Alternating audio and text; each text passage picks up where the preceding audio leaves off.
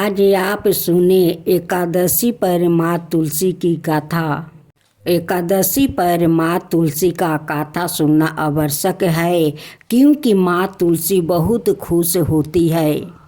एकादशी पर माँ तुलसी का गाथा सुनने से विष्णु भगवान भी प्रसन्न होते हैं, क्योंकि विष्णु भगवान तुलसी माता का अपना प्रिय मानते हैं।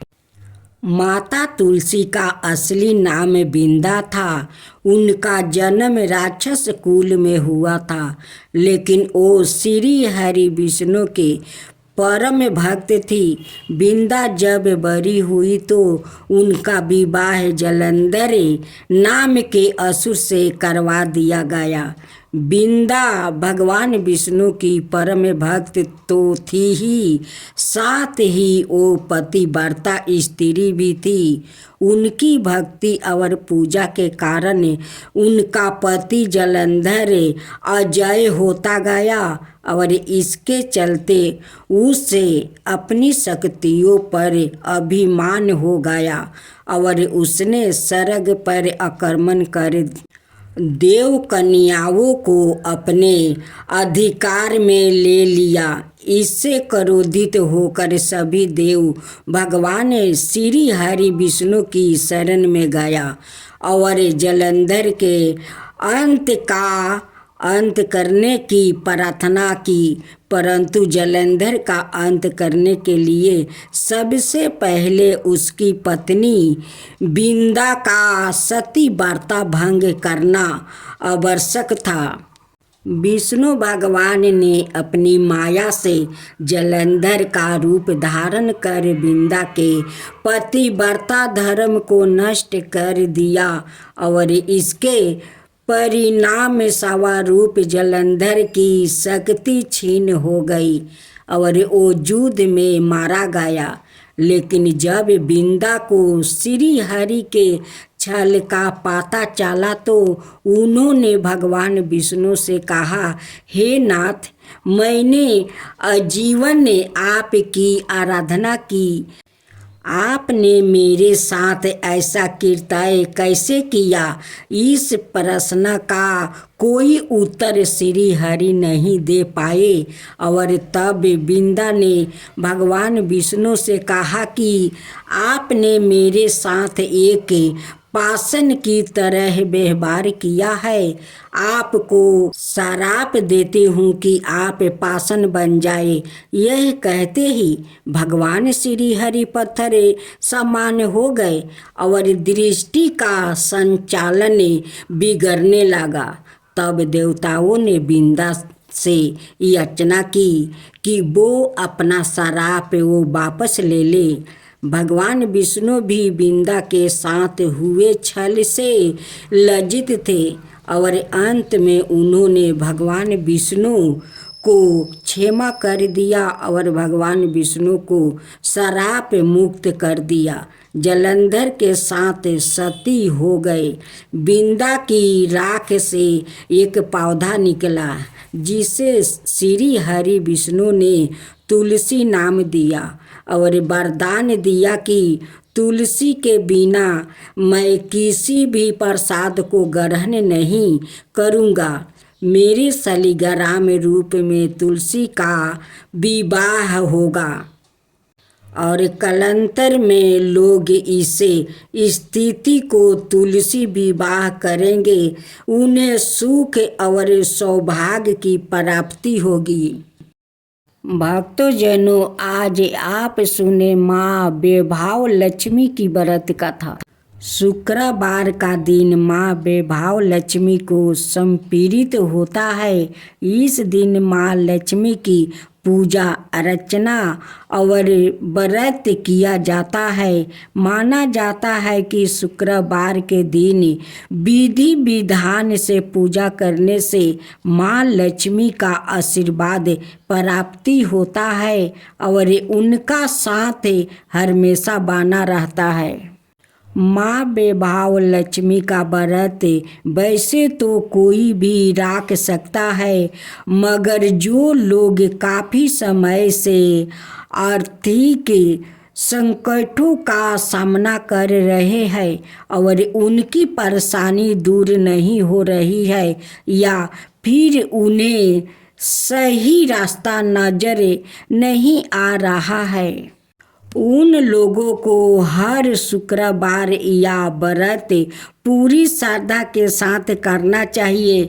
घर में दरिद्रता, कलेश, धन संकट, व्यापार में बरकत ना होने जैसी विपत्तियों से छुटकारा पाने के लिए हर शुक्रवार माँ वैभव लक्ष्मी का व्रत और पूजा करने का विधान है। कहा जाता है कि अगर लंबे समय के बाद भी किया जा रहे प्रयासों के बाद भी अगर कोई काम नहीं बन पा रहा है तो व्याकित को वैभव लक्ष्मी का व्रत जरूर करना चाहिए। इस व्रत को पुरुष और स्त्री दोनों ही कर सकते हैं। सुहागिन स्त्रियों के लिए यह व्रत ज़्यादा शुभकारी माना जाता है। व्रत का संकल्प लेने के दौरान मन में अपनी मनोकामनाओं अवश्य कहनी चाहिए। भक्त को अपनी श्रद्धा और सामर्थ्य अनुसार 9, 11 या 21 शुक्रवार तक माँ वैभव लक्ष्मी का व्रत जरूर करना चाहिए। शुक्रवार के दिन महिलाओं को ब्रह्म मुहूर्त में उठ जाना चाहिए। सभी नित्य कर्मों से निवृत्त होकर स्नादि कर ले। इसके बाद साफ वस्तु धारण करे और मंदिर की साफ सफाई कर ले। माँ लक्ष्मी का ध्यान करे और व्रत का संकल्प ले। पूरे दिन फलाहार कर आप व्रत कर सकते हैं। पूरे दिन उपवास के बाद शाम के समय फिर से स्नान करें। शाम के पूजा करने के लिए पूरब दिशा की तरफ मुंह करके बैठ जाइए। इसका बाद चौकी पर लाल कपड़ा बिछाए और उस पर वैभव लक्ष्मी की तस्वीर या मूर्ति स्थापित करें। मूर्ति के पीछे या बगल में श्रृंगार रखें। मूर्ति या तस्वीर के सामने एक मिट्टी भर कर चावल का ढेर रख दे। इस पर पानी से भरा हुआ लंबे का कलश रख दे। कलश के ऊपर एक छोटी कटोरी रखे। इसमें सोने या चांदी का कोई आभूषण रख दे। वैभव लक्ष्मी के समक्ष लाल चंदन, गंध, लाल वस्तु, लाल फूल अवश्य रखे। प्रसाद में गाय के दूध से निर्मित चावल की खीर बनाए। अगर आप खीर नहीं बना पाए हैं तो सफ़ेद मिठाई का भोग भी लगा दे। पूजा के बाद लक्ष्मी स्तवन का पाठ, चालीसा और आरती करे। साथ ही माँ के नियम मंत्र का जप भी करे। 11 माता की जय हो, 11 माता की जय हो, विष्णु भगवान की जय हो, विष्णु भगवान की जय हो। तो भक्तों जनों, आज आप सुने 11 माता का नई कहानी। एक राज्य में एक राजा राज करता था। उस राजा का 2 रानी थी। बड़ी रानी का एक राजकुमारी थी। छोटी रानी का कोई संतान नहीं था। राजकुमारी 11 माता का बहुत बड़ा भक्त थी। उनकी पूजा पाठ देखकर राजा बहुत प्रसन्न हो जाते थे कि मेरे राजकुमारी कितना वो धार्मिक है, पूजा पाठ करती है, 11 माता से कितना स्नेह लगा रखी है, उनकी कितने श्रद्धा भक्ति से पूजा करती है। जब राजकुमारी 11 माता का पूजा कर लेती तब जाकर अपना पिताजी को पैर छूकर प्रणाम करती, अपना माँ को प्रणाम करती और छोटी माँ को भी पैर छूकर प्रणाम करती। ये सब श्रद्धा भक्ति देखकर राजा उन पर बहुत पसंद थे, इसलिए राजकुमारी से बहुत प्यार करते थे। राजा बड़ी रानी से कहा करते थे कि मेरी राजकुमारी लक्ष्मीनिया है, ये घर का दुर्गा है, घर में कितना शोभा बढ़ गया है। राजकुमारी को आने से, इस पूजा पाठ से घर में लगता है कि भगवान खुद ही आकर मेरे राजमहल में बैठे हुए हैं। ये सब सुन सुनकर छोटी रानी का हिर्सा होने लगी, कहने लगी कि ये राजकुमारी से इतना प्यार करते हैं, बड़ी रानी से प्यार करते हैं, लेकिन मुझसे तो राजा प्यार नहीं करते हैं। अगर ऐसा ही करते रहे तो एक दिन राजा मुझे छोड़ देगा। छोटी रानी का इसी बात का उनकी मन में डर बन गया था कि कहीं राजा मुझे ना छोड़ दे। एक दिन छोटी रानी का दिमाग में शैतानी बुद्धि आया कि क्यों ना इस राजकुमारी का भगवान के पास बैठा दिया जाए, नहीं रहेगा बांस, नहीं बजेगा बांसुरी। जब राजकुमारी ही नहीं रहेगी तो राजा किससे प्यार करेंगे, वो मेरा ही पास आएंगे, मुझसे बहुत ज्यादा प्यार करेंगे। बड़ी रानी बहुत सीधा सादा थी, उनकी मन में कोई हिर्सा नहीं था। छोटी रानी एक दिन बड़े प्यार से खीर बनाती है, उस खीर में जहर डाल देती है और ले जाकर राजकुमारी को कहती है कि राजकुमारी तुम्हारे लिए बड़े प्रेम से खीर बनाई हूँ, इस खीर को तुम खा लो। राजकुमारी कहने लगी कि छोटी माँ, आप तो मेरे लिए इतना प्यार से खीर बनाई है तो आप अपने ही हाथ से मुझे खीर खिला दीजिए। तब छोटी माँ कहने लगी कि राजकुमारी मुझे तो बहुत काम है, जाती हूँ मैं काम करने, काल फिर से तुम्हारे लिए खीर बना दूंगी और मैं अपना हाथ से तुम्हें खीर खिलाऊंगी। जो 11 माता का भक्त है उसे भाला कौन मार सकता है। वो खीर ले जाकर टेबल पर रखती है, वैसे ही 11 माता एक पगली का रूप धारण करती है और जाकर उस खीर को लेकर बाहर चली जाती है। राजकुमारी कहने लगी कि छोटी माँ इतने प्यार से मेरे लिए खीर बनाई, इस पगली ना जाने कहाँ से आई और मेरा खीर लेकर चली गई। राजकुमारी जाकर छोटी माँ से कहती है कि छोटी माँ, आपको दिए हुए खीर तो एक पागल ना जाने कहाँ से घर में आकर ढुक गया और खीर लेकर वो चली गई। छोटी रानी राजा का पास जाती है और कहती है कि राजा साहेब, दरवाजे पर पहरा क्या कर रहे थे कि एक पागल आकर राजकुमारी को खीर लेकर भाग गई। छोटी रानी का तो पहला प्लान तो खत्म हो गया, वो राजकुमारी नहीं खीर खाई और नहीं राजकुमारी को मृत्यु हुआ। छोटी रानी सोचने लगी कि इस बार तो राजकुमारी बच गई, लेकिन दूसरा बार वो नहीं बचेगी। छोटी रानी राजा से कहती है कि राजा साहेब 2-4 और पहरा बैठा दीजिए, ना तो ऐसे ही पागल लोग आते रहेंगे और राजकुमारी का भोजन लेकर जाते रहेंगे, और आप 2-4 पहरादार बैठा दीजिए। अब छोटी रानी का बात सुनकर राजा 2-4 पहरादार और बैठा दिया और कहा कि देखो तुम लोग ठीक से निगरानी करो कि घर का अंदर कोई ना आ सके। फिर दूसरा दिन छोटी रानी बहुत प्यार से खीर बनाती है, फिर से उस खीर में जहर डाल देती है। राजकुमारी से कहती है कि इस बार कोई आपको खीर आपसे दूर नहीं करेगा, आप खीर खा लो राजकुमारी। उसी समय 11 माता राजकुमारी को सहेली का रूप धारण कर लेती है और घर के अंदर आती है। कहती है कि राजकुमारी, इस टेबल पर तो खीर का सुगंध बहुत अच्छी आ रही है, दो मुझे भी खीर। छोटी रानी कहती है कि तुम्हारे लिए एक खीर नहीं है, ये बस राजकुमारी के लिए मैं खीर बनाई हूँ, तुम्हारे लिए मैं दूसरी खीर बना दूंगी।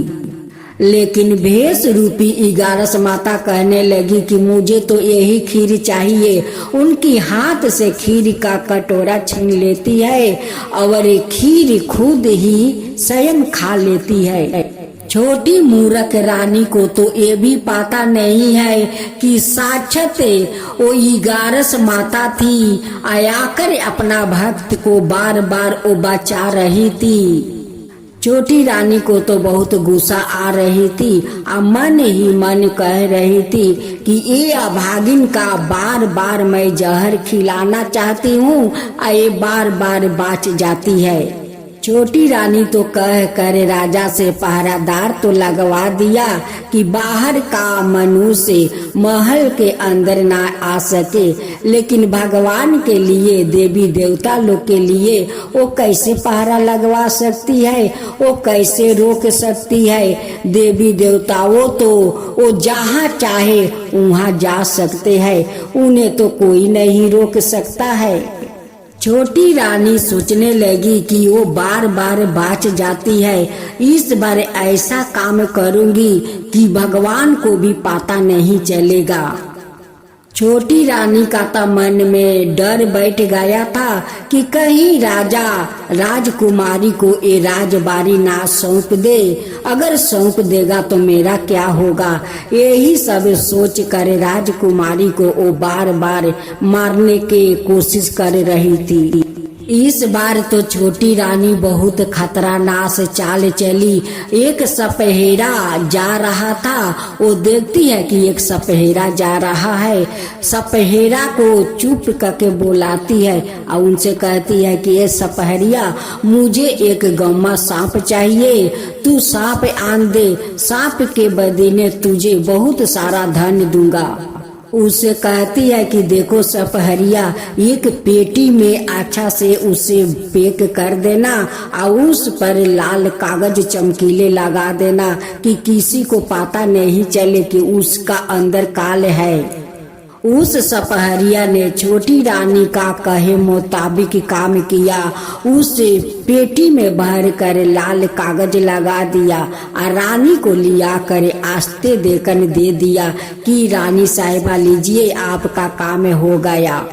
राजकुमारी को तो भी पता नहीं था कि मेरी छोटी माँ मुझे मारने का बार बार कोशिश कर रही है। जिस देवी का राजकुमारी श्रद्धा भक्ति से पूजा करती है, भला उस देवी राजकुमारी को मृत्यु के मुख में कैसे जाने देती। शाम को पहर छोटी रानी उस पेटी को लेकर राजकुमारी का कमरे में जाती है। राजकुमारी से कहती है कि राजकुमारी, तुम्हारे लिए एक मैं उपहार लाई हूँ। बहुत दिन से सोच रही हूँ कि तुम्हें एक तोहफा दूंगी, सो तोहफा आज मैं तुम्हें देती हूँ। ये तोहफा को तुम पहले देखना, जब सुबह होगा तब अपना पिता और माँ को एक तोहफे के बारे में बताना। इस तोहफे के बारे में आज राजकुमारी किसी को मत बताना, नहीं अपना पिताजी को और नहीं अपनी माँ को। नहीं तो आज बता दोगी तो इसका मजा नहीं आएगा। मेरी तोहफा तो खराब हो जाएगा तो मजा कहाँ से आएगा। काल उठ कर पिताजी को माँ को बताओगी तो कितना वो लोग खुश हो जाएगा। रानी तो यही सोच रही थी कि वो तो आज मर जाएगी तो काल किसे वो बताएगी। राजकुमारी का तो मन में कोई छल कपट नहीं था, अपनी छोटी माँ को बात मान लेती है और रात को वो पेटी खोलती है। उस पेटी में देखती है तो 9 लाखा हार है। राजकुमारी बहुत खुश हो गई कि मेरी छोटी माँ कितनी अच्छी है, मेरे लिए 9 लाखा हार लाई है। वो तो सब ग्यारस माता का कृपा था, उनकी चमत्कार था कि वो जहरीला सांप को नौलाखा हार बना दिया। अब तो इधर छोटी रानी बहुत खुश है, राजा से हंस हंस कर बात करती है, बड़ी रानी से हंस हंस कर बात करती है।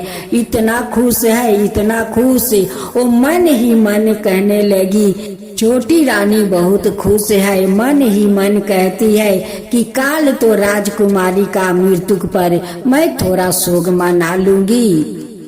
काल तो महल में मातम छा जाएगा, रोना धोना पड़ जाएगा। राजा साहब तो अपने ही हाथ से राजकुमारी को ले जाकर दफनाएंगे, तब मेरे मन को शांति मिल जाएगा। जब सुबह राजकुमारी नौलाखा हार पहनकर अपना पिताजी के पास जाती है, पिताजी देखकर तो बहुत आश्चर्य हो जाते हैं कि राजकुमारी इतना अनमोल नौलाखा हार तुम्हें कौन दिया। राजकुमारी कहती है कि पिताजी ये तो मेरी छोटी माँ नौलाखा हार दी है, और बोली थी इस हार के बारे में आज पिताजी को अपनी माँ को मत बताना, नहीं तो माजा खराब हो जाएगा। जब सवेरे उठना तब जाकर अपना पिताजी को और माँ को ये नौलाखा हार को दिखाना। इस बात को सुनकर राजा साहेब छोटी रानी पर बहुत खुश हो जाते हैं, कहने लगे कि छोटी रानी कितनी दयालु है, मन उनकी कितना सफैया है कि राजकुमारी के लिए नौलाखा हार दिया। मैं आज तक तो अपना राजकुमारी का इतना भारी तोहफा कभी नहीं दिया। जब राजा साहेब छोटी रानी का कमरे में जाते हैं तो कहते हैं कि आज छोटी रानी तुम बहुत अच्छी काम किया है, आज मेरे राजकुमारी को नौलाखा हार देकर मेरे मन को खुश कर दिया है। ऐसी तो कोई सौतेला रानी कभी सौतेला राजकुमारी को नहीं करती है, लेकिन आज तुम सिद्ध कर दिया है कि सौतेला माँ को सीने में दिल होता है सौतेला संतान के लिए। बात सुनकर छोटी रानी बहुत दुखित हो जाती है, कहती है कि ये अभागिन का मैं बार बार मरना चाहती हूँ, आया भागिन बाच जाती है। मैं ऐसा अब क्या करूं कि इस अभागिन मर जाए, इसे तो बार बार मैं मारने की कोशिश करता हूँ, अब बार बार ना जाने कैसे ये बाच जाती है। इसे 2 बार खीर बनाकर दिया, जहरीला सांप दिया, और सांप कैसे नौलाखा हार बन गया। ये अभागिन कहीं राक्षसी तो नहीं है कि बार बार मैं मारने को कोशिश करती हूँ और ये बार बार बाच जाती है, कहीं जादू टोना तो नहीं जानती है। लेकिन मूर्ख रानी ये भी नहीं जानती है कि जिस देवी को वो श्रद्धा भक्ति से पूजा करती है वही देवी तो उन्हें बार बार बचाती है। राजकुमारी अपना पिता और अपनी माँ और छोटी माँ से कहती है, राजकुमारी कहती है कि माँ काल तो बरथुनी एकादशी व्रत है, हम सब पूजा में बैठेंगे, 11 माता का कथा सुनेंगे। छोटी रानी जानती थी कि राजकुमारी जो 11 माता को भोग लगाती है, पूजा समाप्त होने के बाद उनकी भोग से वो अपना उपवास तोड़ती है। उस दिन फिर भी छोटी रानी अपना कोशिश नहीं छोड़ी, उस प्रसाद में आस्ते देकर जाकर विष डालती है। वैसे ही 11 माता तो बहुत गुस्से में आ जाती है, कहती है कि ये मूर्ख रानी तो पास नहीं आएगी, इन्हें तो सीखा देना ही होगा। 11 माता छोटी रानी का पेट में इतना जोर दर्द दिया, इतना जोर कि वही पर छटपटाने लगी। अब तो राजा कहने लगे कि अचानक छोटी रानी को क्या हो गया कि वो छटपटाने लगी। वो 11 माता का कथा सुनते सुनते अचानक क्या हो गया। राजकुमारी को तो अपनी छोटी माँ के बारे में कुछ पता नहीं था। राजकुमारी इगारस माता से हाथ जोड़कर अपना छोटी माँ के लिए प्रार्थना करने लगी कि हे इगारस माता, मेरे पूजा में क्या भूल हो गया है कि आप मेरे छोटी माँ को इतना दुख दिया है। माँ, क्या भूल हो गया है? अगर भूल हो गया है तो मैं आपसे क्षमा चाहती हूँ, मुझे क्षमा कर दीजिए और मेरे छोटी माँ को ठीक कर दीजिए। राजकुमारी का प्रार्थना सुनकर इगारस माता स्वयं प्रकट हो जाती है और छोटी रानी का हरकत के बारे में सब बात बताती है। इगारस माता राजा से कहती है कि राजन, आप जानते हैं अपना छोटी रानी के बारे में आप कुछ नहीं जानते हैं। 2 बार खीर में जहर मिलाकर दी थी, मैं दोनों बार आकर राजकुमारी को बचाई थी। तीसरा बार वो पेटी में कोई नवलाखा हार नहीं दी थी, उसमें तो जहरीले सांप दी थी कि वो पेटी खोलेगी और उस सांप राजकुमारी को काट लेगा और राजकुमारी मर जाएगी। उस लिए ये बहुत दिन से वो गलत काम कर रही है और मैं बार बार राजकुमारी को बचा रही हूँ। आज देखिए उस प्रसाद में वो जहर डाली है। जब राजकुमारी इगारस माता का कथा सुना रही थी, उसी समय चुपके से उस प्रसाद में जहर डाल दी। वो जानती है कि राजकुमारी का जब पूजा समाप्त हो जाएगा तो वो मेरे ही भोग से उपास अपना तुरेगी, उसलिए उसी भोग में वो जहर मिला दी है। राजा कहने लगे कि माता, आप मेरे पुत्री को बार बार आकर बचाती है और मेरे पत्नी मेरे पुत्री को मारना चाहती है। राजा रानी इगारस माता से क्षमा मांगती है और राजकुमारी कहती है कि माता, अब मेरी छोटी माँ ऐसी काम कभी नहीं करेगी, उन्हें क्षमा कर दीजिए माता, उन्हें क्षमा कर दीजिए। मैं जानती हूँ कि अब मेरी छोटी माँ कभी ऐसा काम नहीं करेगी और वो आपका श्रद्धा पूर्वक वो व्रत करेगी। हे माता, उन्हें माफ कर दीजिए। छोटी रानी कहती है कि माता, मैं तो पापिन हूँ, मैं अधर्मी हूँ कि आपका भक्त के बार बार मैं मारना चाहती थी और आप बार बार अपना भक्त को बचा लेती थी। मुझे माफ कर दीजिए, मैं आपका श्रद्धा भक्ति से व्रत करूंगी। अब एकादशी व्रत आने लगे। छोटी रानी श्रद्धा भक्ति से एकादशी माता को व्रत करने लगी। एकादशी माता उन पर प्रसन्न हो गई, उन्हें भी गर्भवती बना दी। कुछ दिन का बाद छोटी रानी खूब सुंदर एक पुत्रा को जन्म देती है। अब तो राजमहल में और ज्यादा खुशियां बढ़ गया। राजकुमारी के साथ साथ छोटी रानी भी एकादशी माता का पूजा करने लगी, इगारस माता का कथा सुनाने लगी। इगारस माता, जैसे आप उस राजकुमारी को रक्षा किया वैसे ही सब भक्त को रक्षा कीजिए, सब को ऊपर कृपा कीजिए। इगारस माता की जय हो, इगारस माता की जय हो।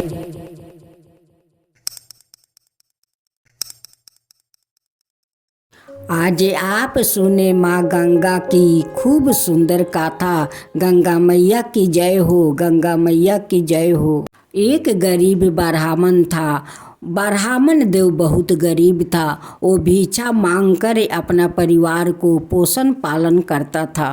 ब्राह्मण देव बहुत दूर दूर भिक्षा मांगने चले जाते कि दूर नहीं जाऊंगा तो मुझे ज़्यादा तो दक्षिणा नहीं मिलेगा, दूर दूर जाऊंगा तभी तो मुझे बहुत सारा दक्षिणा मिलेगा, तो हमारा परिवार को पोषण पालन अच्छा से हो जाएगा। ब्राह्मण देव अपना परिवार को कभी दुख तकलीफ नहीं देते, अपना परिवार को हमेशा खुशी खुशी रखते। एक दिन ब्राह्मण देव भिक्षा मांगकर घरे आते हैं और अपना ब्राह्मणी से कहते हैं कि सुनते हो जी, देखो काल सब लोग बैसाखी स्नान करने जाते हैं, हम लोग भी चलेंगे। ब्राह्मणी कहती है कि आपका खुशी के लिए मैं कहीं भी चलने के लिए तैयार हूँ, चलिए हम लोग भी बैसाखी स्नान करेंगे। ब्राह्मण देव अपना परिवार को लेकर बैसाखी स्नान करने चल देते हैं। रास्ते में माँ गंगा एक बुढ़िया का रूप धारण कर लेती है। उनकी सारा शरीर का चमड़ा झूला हुआ था और रास्ते में एक लाठी लेकर बैठ गई। जितने लोग जाते वो सभी से कहती कि बेटा मुझे थोड़ा पानी पिला दे, बेटी थोड़ा पानी पिला दे, लेकिन कोई उन्हें पानी नहीं पिलाया। ब्राह्मण देव अपना परिवार को लेकर उसी रास्ते से जा रहे थे। जब उस बूढ़ी माँ के पास पहुँचा, बूढ़ी माँ कहने लगी कि बेटा मुझे बहुत जोर का प्यास लगा है, देख मेरा गला सूखा गया है, कोई मुझे पानी नहीं देता है, बेटा तू पानी पिला देगा। ब्राह्मण देव कहने लगे कि माता मैं ज़रूर आपको पानी पिला दूंगा। आप इस धूप में क्यों बैठी हो माता? देखिए बैसाख का धूप चल रहा है, नीचे धूल गर्म हो गया है, आप उस कदम का गाछ के पास चलिए, वहीं पर आप बैठिए, मैं आपके लिए पानी लेकर आता हूँ। ब्राह्मण देव जाते हैं, एक चुकिया में पानी लेकर आते हैं और उस बूढ़ी माँ को पानी पिला देते हैं। बूढ़ी माँ पानी पी कर उनकी आत्मा को शांति मिल जाता है। बूढ़ी माई पानी पी कर उस ब्राह्मण को बहुत बहुत आशीर्वाद देने लगती है। कहती है कि बेटा जैसे तू मुझे पानी पिलाकर मुझे जुड़वाया है, वैसे ही तेरा परिवार जुड़ाएगा, सुखी रहेगा, उसका कभी दुख तकलीफ नहीं होगा बेटा। ब्राह्मण देव कहते हैं कि माता मेरे पास तो खाने के लिए कुछ नहीं है, मैं तो भिक्षा मांग कर अपना परिवार को पोषण पालन करती हूँ। मैं गंगा स्नान करने जाती हूँ, जब बैसाखी स्नान करके वहाँ से लौटूंगी तो आप यही कदम के गाछ के पास बैठे रहिए, कहीं मत जाइए, जो मिलेगा मेला में वही आपके लिए मैं ले आऊँगा, आप यहाँ पर बैठकर खाइए माता, कहीं मत जाइए। कहती है कि ठीक है बेटा तू जा, मैं यहीं पर बैठी रहूँगी। वो तो कोई बूढ़ी माँ तो थी नहीं, वो तो साक्षात माँ गंगा थी। ब्राह्मण देव अपना परिवार को लेकर जाते हैं, बैसाखी गंगा स्नान करते हैं। अपना पत्नी से कहते हैं कि देखो मैं यही घाट पर एक गमछा बिछा देती हूँ, आते जाते लोग तो कुछ ना कुछ तो दान दे ही देंगे, कुछ पैसा, कुछ चिवड़ा, कुछ मूढ़ी तो दे ही देंगे, वही हम लोग खाकर तब चलेंगे और उसी में से कुछ बचाकर उस बूढ़ी माई के लिए ले चलेंगे। ब्राह्मण देव वहीं पर गमछा बिछाकर बैठ जाते हैं। आते जाते लोग कोई चिवड़ा देता है, कोई बतासा देता है, कोई पैसा देता है। ऐसे उनके गमछा पर देते देते कुछ तो अन्न इकट्ठा हो गया। वहाँ पर सब परिवार मिलकर खाए और बूढ़ी माँ के लिए बचा कर ले आए। जब ब्राह्मण देव अपना परिवार को लेकर आते हैं, उस कदम के पेड़ के पास जाते हैं, देखते हैं कि बूढ़ी माई तो यहाँ पर नहीं है। ब्राह्मण देव कहने लगे कि बूढ़ी माई तो चल नहीं पा रही है, बूढ़ी माँ कहाँ चली गई ये धूप में? बूढ़ी माँ तो भूखे प्यासे होंगी, ना जाने बूढ़ी माँ कहाँ चली गई। उन्हें तो मैं बोल कर गया था कि माता आप यहीं पर बैठे रहिए, कहीं मत जाइए, फिर भी बूढ़ी माता कहाँ न कहाँ चली गई। जब ब्राह्मण देव अपना घर पहुँचते हैं, देखते हैं कि बूढ़ी माई तो उनकी दरवाजे पर बैठी हुई है। अब ब्राह्मण देव देखकर बहुत आश्चर्य में पड़ गए कि ये बूढ़ी माई तो चल नहीं पा रही है, हम लोग के घर कैसे आ गई, हम लोग के घर का पता ये कैसे जानती है। ब्राह्मण देव उस बूढ़ी माई से पूछते हैं कि माँ, आप तो चल नहीं पा रही है, आप कैसे यहाँ पर आ गई? आपको पता कैसे चला कि ये मेरा घर है? तब भेष रूपी माँ गंगा कहती है कि बेटा, ये के गोरू गाड़ी वाला था, वो अपना गाड़ी पर मुझे उठा लिया। अब बोला कि माता, जहाँ जाना है वहाँ पर बोलिए, मैं ले चलता हूँ। वो ले आया, आए ही पर मुझे उतार दिया। मुझे तो पता नहीं है बेटा कि ये तेरा घर है, बस गाड़ी वाला लाया, यहीं पर उतार दिया। बोला कि ये ब्राह्मण का घर है। लेकिन माँ गंगा को तो सब कुछ पता है, उनकी दुख तकलीफ भी पता है, उनकी घर दुआर भी पता है। माँ से भला कुछ छुपता है? माँ तो सब देखती है, सब जानती है। ब्राह्मण देव कहने लगे कि माता, आपको तो बहुत भूख लगी होगी, लीजिए चिवड़ा और बतासा खा लीजिए, और खा कर यही चौकी पर आप सो जाइए, आराम कीजिए। जब रात को ब्राह्मण परिवार सो गया तो माँ गंगा भला कैसे सोती? वो उठ कर अपना चरण उनकी दरवाजे पर छोड़ देती है। एक मोहर भरा कलश से उनकी दरवाजा पर रख कर माँ गंगा तो अंतर्ध्यान हो जाती है।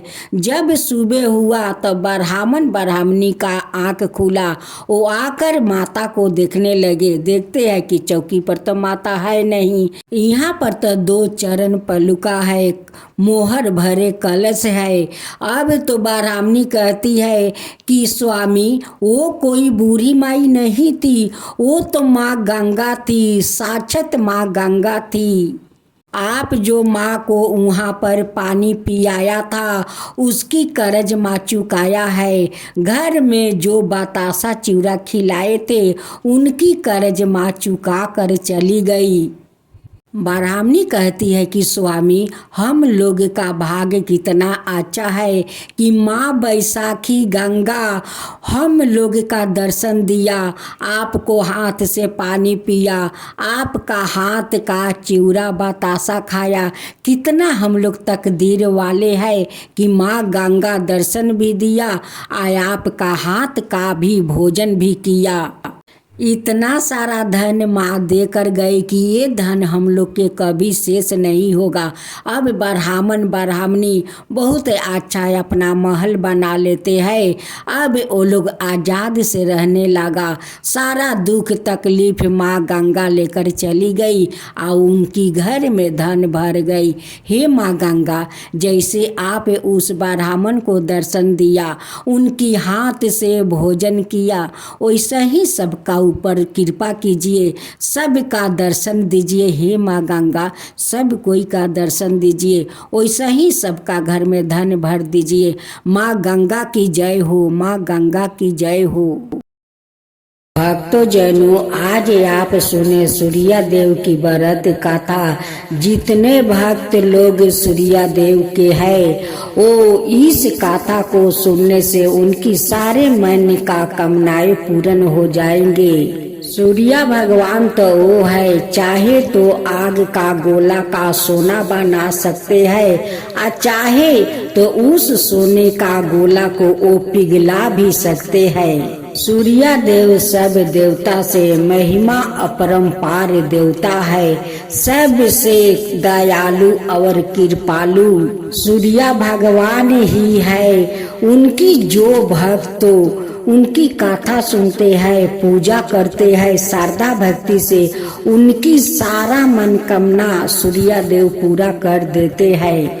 भगवान पर विश्वास रखना चाहिए, भरोसा रखना चाहिए। भगवान जरूर मनोकामना पूरा करते हैं। किसी को जल्दी कर देते हैं तो किसी को थोड़ा देर लग जाता है, लेकिन जरूर मनोकामना पूरा होता है।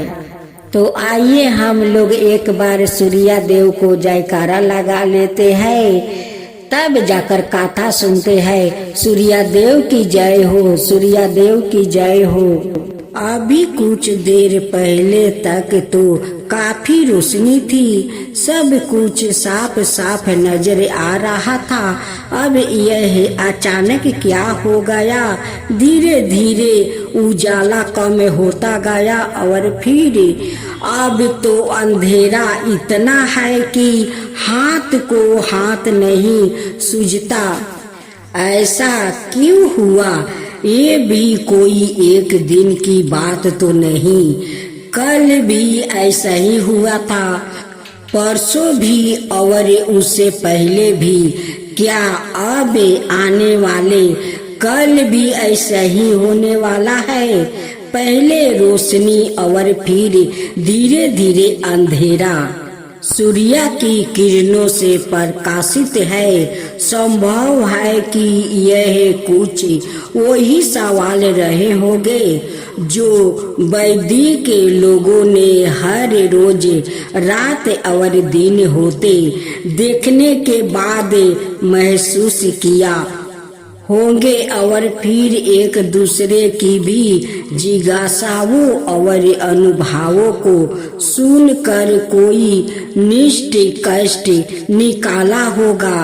इस निष्कर्ष में इस बात का जवाब सामने आया होगा कि दिन के उजाले की वजह आसमान में सोने की तरह चमकता आगे जैसा दहकता एक सुनहरा पिंड है। यह गोलाकार पिंड आसमान में दिखना शुरू होता है, लिहाजा रोशनी फैलती जाती है और फिर जैसे ही यह पिंड आसमान में ही छिपना शुरू हो जाता है, इसके पीछे पीछे अंधेरा फैलता चला आता है। यह सूत्र सोलक ब्रह्मांड के उत्पन्न होने की कहानी कहता हूँ। वेदों में यही पहली बार हिरण्य गर्भ शब्दों का इस्तेमाल हुआ है, जिसका अर्थ है ब्रह्मांड रूपी अंडा। यह सूर्यलोक कहता है कि जब कहीं पर कुछ भी नहीं था तो जीवन एक अंडे नुमा पिंड के भीतर था। यह सूर्यलोक बिग बैंग जैसी थ्योरी का भी संकेत देता है। इस पिंड में विस्फोट से ब्रह्मांड के सभी तत्व बने, धरती, जल, अग्नि, आकाश और वायु के ही साथ साथ चंद्रमा और सूर्य वैदिक काल का पहला देवता है। सूर्य जो अकेला ही धरती के लिए प्रकाश, गर्मी और अंजीरी का शोषण है और वैदिक काल के लोगों द्वारा पहचाना गया सबसे पहला देवता भी है। सुनहरे उजाले और आग की तरह दहकते हुए रंग के कारण ही सूर्य को अपना सबसे पहला नाम हिरण्य गर्भ मिला है। हिरण्य शब्द का अर्थ सुनहरा होता है। ऋग्वेद के हिरण्य गर्भ सूत्र के पहले श्रीलोक में सूर्य को धरती और आकाश को धारण करने वाला बताया गया है और इसी रूप में उसकी उपासना करने के लिए भी कहा गया है। अब तीसरा पाठ यह तो हुई सूर्य की उपासना की बात, लेकिन सूर्य का जन्म कैसे हुआ है? इस सवाल का जवाब विष्णु पुराण के लिखे हुए एक घटनाक्रम से मिलता है। विष्णु पुराण की कथा कहती हूँ कि जब कहीं कुछ था ही नहीं तब उस विराट पुरुष पुराणों में भगवान विष्णु को पहले विराट पुरुष कहा गया है कि अच्छा से दूध जैसा सफेद एक सागर बना उस क्षीर सागर में पीपल का पाता बना और इसी पत्ते पर एक शिशु लेटा हुआ दिखाई दिया। यह शिशु अपनी यही इच्छा से विकसित होता गया और पूर्ण पुरुष बन गया। उसके 4 हाथ थे और सिर पर नागों की छाया थी। उस विराट पुरुष ने आंखों खोली तो नेत्रा से निकला प्रकाश सूर्य बन गया। मन से बना चंद्रमा, कानों से धवानी और उसकी सांस लेने की इच्छा के कारण ही ब्रह्मांड प्राण बाहु से भर गया। आँखों से सूर्य, क्षेत्रा से बाहु और प्राण और हृदय से यह संपूर्ण जगत उत्पन्न हुआ है। अब चौथा पाठ। भगवान विष्णु की आँखों से उत्पन्न होने के कारण ही सूर्य देव उनके ही नाम नारायण से जाने जाते हैं। इसलिए संसार में उन्हें सूर्य नारायण कहा जाता है। यह भी कहते हैं कि सूर्य को नमस्कार करना, उसकी पूजा करना असल में भगवान विष्णु की ही पूजा उपासना है। आकाश से गिरे हुए जल जिस तरह सागर में ही जाता है, सभी देवताओं को किया गया नमस्कार केशव यानी नारायण को ही पहुंचता है। यही वजह है कि देवताओं से सूर्य को सबसे श्रेष्ठ और नारायण की तरह ही सम्मानित बताया जाता है। हल्का ही देवताओं के राजा इंद्र है। पुरानी कहानियों कहती है कि इस पद अलग अलग समय पर अलग अलग इंद्र रहे हैं। सूर्य को उन्हें देवताओं में सम्मिलित बताया जाता है, जो कि इंद्र की सभा में बैठते हैं। इसके बावजूद कई कहानियां ऐसी है कि जिनमें सूर्य की जगह देवताओं में सबसे अलग और ऊंची रहती है। सूर्य के जन्म की ही है, जिसमें सूर्य को सभी देवताओं के रक्षक के रूप में बताया गया है। कहानी के मुताबिक एक बार देवों की लड़ाई दैत्यों के साथ हो गई। दैत्यों जीत गया और देवताओं को भगवान ने पारा। तब सभी देवता अपनी माँ अदिति के पास गए। अदिति ने उनकी परेशानी सुनी तो वो सूर्य की उपासना करने लगी। सूर्य देव प्रकट हुए। तब अदिति ने उनसे पुत्रा रूप में जन्म लेने का वरदान मांगी। सूर्य ने उन्हें अपनी माँ बनाने का वरदान दे दिया। अदिति के बेटे के रूप में जन्म लेने के कारण सूर्य का एक नाम अदिति भी है। अदिति के इंद्र समेत 12 बेटे हैं। इन सभी को अदिति कहा जाता है, लेकिन कई जगहों पर सूर्य को इन अदितियों में सबसे 12 भाई गिना जाता है। हालांकि फिर भी देवताओं का राजा इंद्र है, सूर्य नहीं। लेकिन सूर्य को उनके त्याग तप लगातार चलते हैं और तपते रहने की उनकी विशेषता के कारण उन्हें ईश्वर के बराबर का दर्जा मिला है। सूर्य के जन्म की इसका गाथा का वर्णन ब्रह्मांड पुराण में मिलता है। इसी पुराण में सूर्य का एक नाम मार्तंड भी लिया गया है।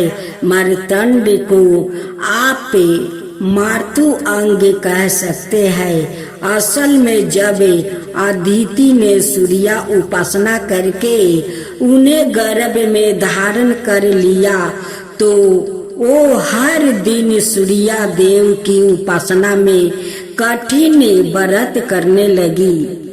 एक दिन उनके पति कश्यप ऋषि ने उन्हें समझाते हुए कहा कि इतने कठिन व्रत अनुष्ठान गर्भावस्था में शिशु के लिए ठीक नहीं है।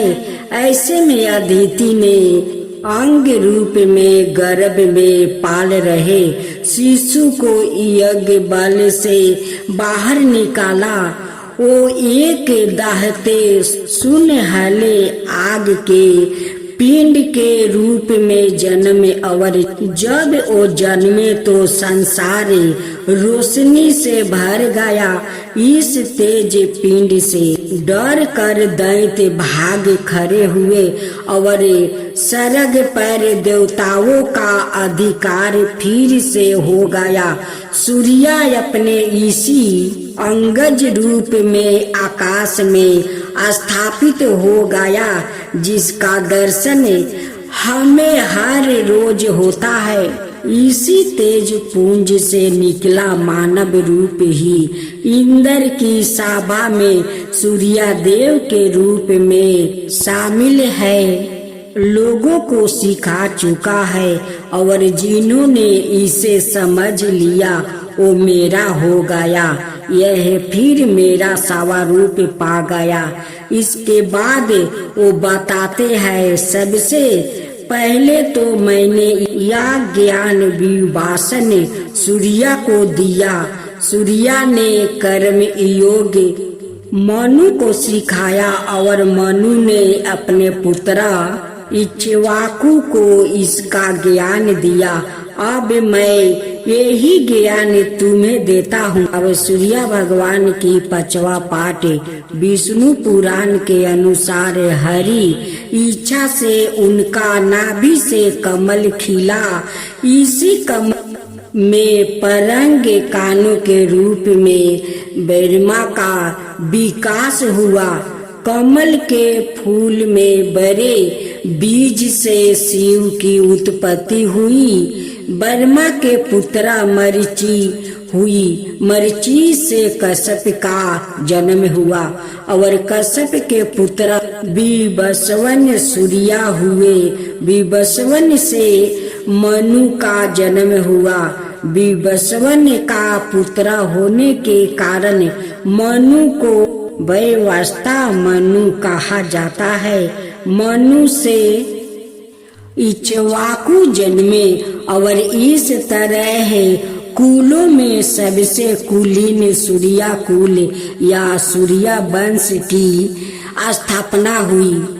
यहाँ एक कन्फ्यूजन हो सकता है कि मनु का जन्म तो ब्रह्मा जी के अंश से हुआ है और उनकी पत्नी सतरूपा है, तो फिर सूर्य के पुत्र मनु कैसे हुआ है? असल में समय की गणना सिर्फ वर्षों और शताब्दियों और युगों तक सीमित नहीं है, बल्कि उनका फैलावा कल्प और मनवंतर तक हुआ है।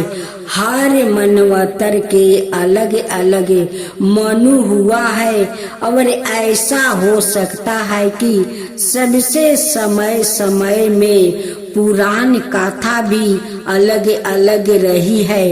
वानगी रामचरित मानस में भी मिलती है। जब शिव जी की पत्नी सती तेराता योग में जाकर श्री राम जी के परीक्षा लेती है, जब कि राम जन्म तब हुआ ही नहीं था। इससे नाराज शिव सती का त्याग कर देते हैं और सती अपने पिता दक्ष के जग में खुद को भस्म कर लेती है। बाद में उन्हीं सती का जन्म पार्वती के रूप में होता है, जो शिव जी विवाह करते हैं और खुद कई मौकों पर राम कथा का हिस्सा भी बनती है। इसलिए ब्रह्मा के पुत्र मनु और सूर्य के पुत्र मनु को अलग अलग समझा जा सकता है। फिर भी ना समझ आए तो त्रिज्ञ वेद की बात याद रखनी चाहिए। खैर, सूर्य देव की बात करते करते शिव जी का जिगर चला आया है, तो यह एक कहानी का जिगर और जरूरी हो जाता है। कथा है शिव और सूर्य के युद्ध की। पुराण कथाओं में वर्णन है कि एक बार सूर्य देव और शिव में भयंकर युद्ध भी हुआ था। इस युद्ध की वजह बना था रावण। रावण का नाना सुमाली पुराणों में शामिल है। एक बार माली सुमाली ने भगवान शिव से रक्षा और खुद पर उनकी कृपा बनी रहने का वरदान मांग लिया। इस वरदान के बाद दोनों कीर्ता दिखाने लगे। धरती पर हाहाकार मचाने के बाद दोनों आकाश की ओर बढ़े। जहाँ सूर्य देव ने उनका रास्ता रोका, इस पर दोनों सूर्य से ही युद्ध करने लगे। सूर्य के अमोघ अस्त्रों के आगे उनकी एक नहीं चली, तो उन्होंने वरदान के तहत महादेव को पुकारा। वरदान में बंधे शिव को आना पड़ा। इस तरह सूर्य और शिव आमने सामने हो गया। शिव को रोकना असंभव था, और अगर ना रोका जाता तो माली सुमाली आकाश की ओर बढ़ सकते थे। इसलिए सूर्य देव को भगवान शिव से युद्ध का निर्णय लेना पड़ा। माली सुमाली पर हुए सूर्य के प्रहार को रोकने के लिए शिव ने उन पर त्रिशूल चला दिया। इससे सूर्य चेतनाहीन हो गया और उनके 3 टुकड़े हो गए। पहला टुकड़ा जहाँ गिरा वहाँ आज, दूसरा टुकड़ा जहाँ गिरा वहाँ आज देवक सूर्य मंदिर है। यह मंदिर बिहार में मौजूद है। तीसरा टुकड़ा जहाँ गिरा वहाँ आज